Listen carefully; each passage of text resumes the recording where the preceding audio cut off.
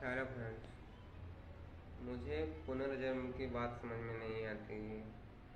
और इसका सभी धर्मों में जिक्र है कि पुनर्जन्म होता है, आदमी की मृत्यु होती है, फिर वो दूसरी जगह पैदा होता है, सेम शक्ल सूरत और उसको सब कुछ याद रहता है।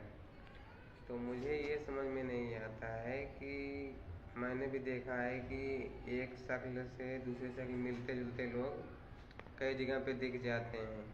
तो मान लो कि आदमी का पुनर्जन्म हो गया कि यहाँ आदमी मरा और किसी गांव में, किसी शहर में या किसी देश में सेम वैसा ही शक्ल का, वैसे शरीर सब पैदा हुआ, ठीक है।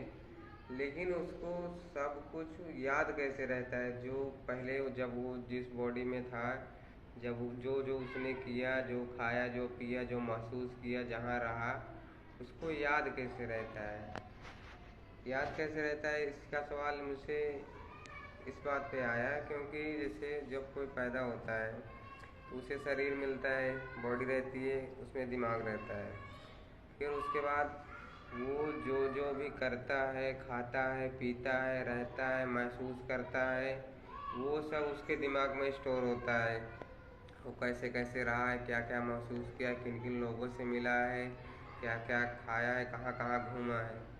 तो जब आदमी मरता है तो उसका शरीर जो होता है वो ख़त्म हो जाता है, मतलब उसको जला दिया जाता है या दफना दिया जाता है। तो जब वही आदमी दूसरी जगह पैदा होता है तो जो पहले वाली बॉडी थी वो ख़त्म हो चुकी और उसी बॉडी में उसका दिमाग था।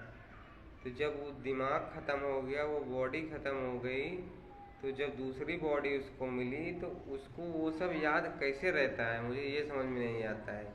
क्या ब्लूटूथ वाला सिस्टम रहता है कि मरने से पहले या मरते टाइम वो अपनी सारी यादाश्त स्टोर करके रख लेता है और फिर उसके बाद अपनी नई बॉडी में ट्रांसफ़र कर देता है, या कोई चिप वाला सिस्टम है कि सारी वो जो नॉलेज होती है, जिसने जितना उसने देखा, सुना, महसूस किया रहता है, सबको स्टोर करके याद करके रखता है।